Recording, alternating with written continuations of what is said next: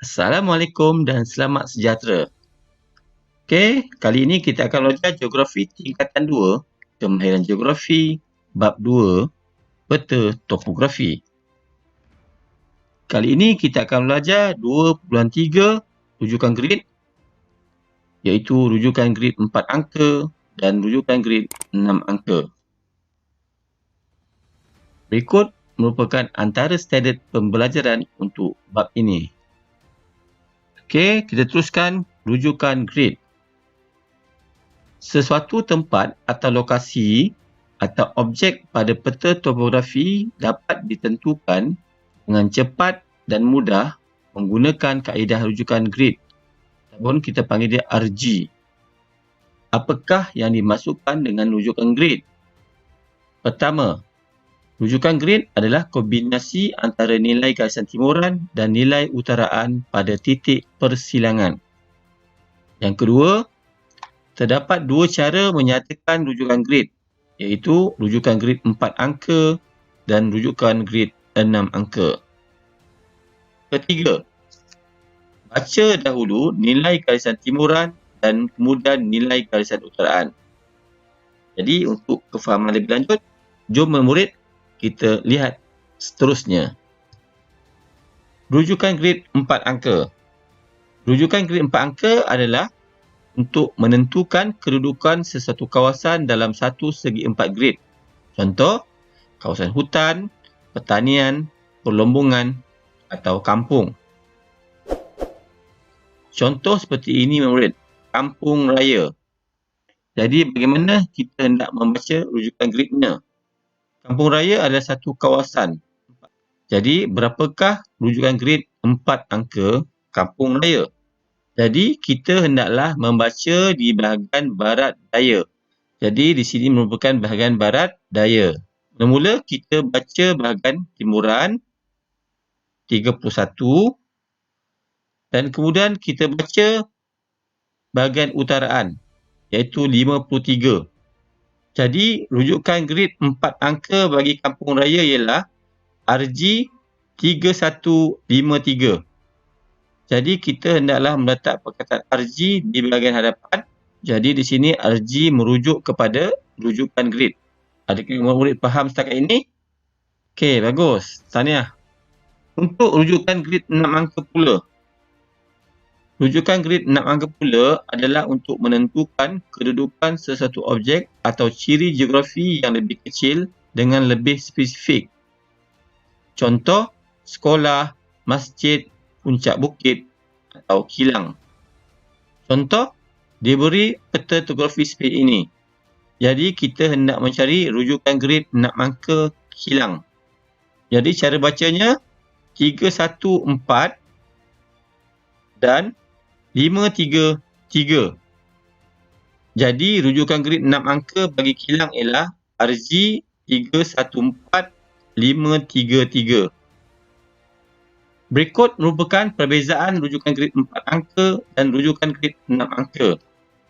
Jadi untuk kefahaman murid-murid, rujukan grid 4 angka adalah untuk kedudukan sesuatu kawasan.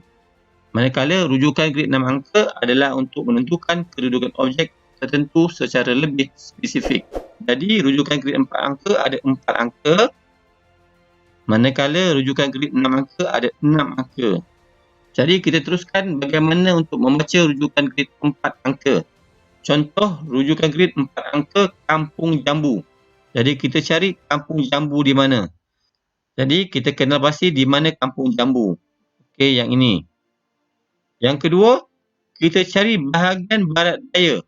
Okey, di sini murid bahagian barat daya. Kemudian kita baca garisan timuran. Jadi garisan timuran di sini adalah 31. Dan kita baca garisan utaraan iaitu 52. Jadi kita tulis rujukan grid 4 angka Kampung Jambu ialah RG 3152. Jadi diharapkan murid faham bagaimana hendak membaca rujukan grid 4 angka.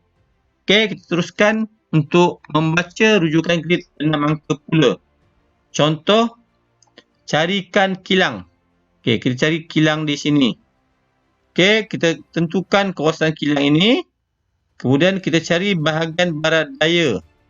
Okey, di sini cikgu besarkan supaya untuk lebih jelas. Kedua, bahagikan jarak di antara garisan timuran 31 dan 32 kepada 10 bahagian yang sekata dan nomborkan dari 0 hingga 10. Jadi bagaimana kita nak bahagikan kepada 10 bahagian? Jadi dengan menggunakan pembaris, kita bahagikan 10 bahagian tersebut dengan sekata dan kita nomborkan nilai daripada 0 hingga 10. Di sini cikgu telah tandakan kepada 10 bahagian.